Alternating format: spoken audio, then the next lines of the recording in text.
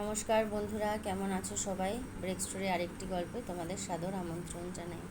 সকালে স্নান শেষে আমাদের মহিলাদের যে কাজটা সিঁদুর টিঁদুর পরে নিয়ে কমপ্লিট হলাম। আমরা সবাই গলায় সিঁদুর পরি, কোন আঙুল দিয়ে পড়তে হবে সেটা তোমাদের আজ দেখিয়ে দিলাম। কেন পড়তে হয় সেই কারণটাও একদিন তোমাদের সাথে শেয়ার করব। আর শুধু গলায় নয়, আমাদের হৃদয়ে পড়তে হয়, হার্টে, সহস্রারে। চলো এবার ব্রেকফাস্ট সেরে নিই। স্নান টান যখন হয়েই গেছে, আজ ব্রেকফাস্টে রয়েছে আলু ভাতে ডিম সেদ্ধ। আলু ভাতের সাথে একটু পেঁপে সেদ্ধ আছে, একসাথে নিয়ে মেখে আর একটু ডাল সেদ্ধও করেছি তার সাথে। খেয়ে দেখছি, ওফ অসাম লেগেছে। চলো খাওয়া শেষ, বাজারে চলে এসেছি। বাজারে এসে দাম দর করে পটল নিয়ে নিলাম। পটলের পর কী নিচ্ছি সেটা তোমাদের সাথে নিশ্চয়ই শেয়ার করব।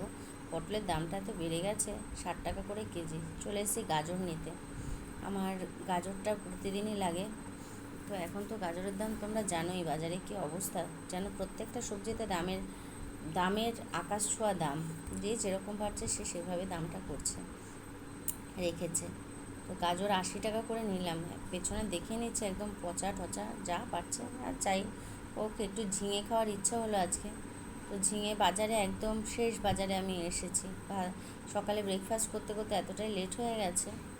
মাছের বাজারও মাছ নেই, দেখো তেলাপিয়া মাছ কটা ছিল, ওই নিয়ে নিলাম। সে আবার সবটাই নিতে হবে, সে সবটা দিচ্ছে। বলছি যে এতটা লাগবে না, তবুও সেই 1.5 কেজি মতো মাছ চাপিয়ে দিলাম। আমি বললাম কেটে দিতে হবে কিন্তু। তো দাদা কাটছে। তো ছেলেরাও যে এত সুন্দর মাছ কাটতে পারে আমার জানা ছিল না। মাছ নেওয়া কমপ্লিট, কেটে দিয়েছে। তো তোমরা জানো আমার কটা ছানা রয়েছে, কাক। তাদের জন্য দাদাকে বললাম আমাকে কাটাগুলো একটু দিয়ে দেবে মাছের, এই যে কী বলে নাড়ি ভুড়ির যেগুলো।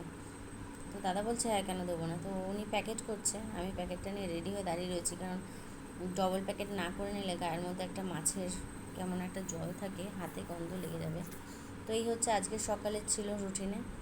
তো বন্ধুরা, আজকে তোমরা কি করলে একটু জানিও, কেমন আছো তার সাথে জানিও। আর ভালো লাগলে অবশ্যই একটা সাবস্ক্রাইব, লাইক, কমেন্টস করতে কিন্তু ভুলো না আমার ব্রেক স্টোরির চ্যানেলে। তোমাদের অনেক ভালোবাসা রইল। আজকের মতো এখানেই শেষ করলাম। Thank you so much.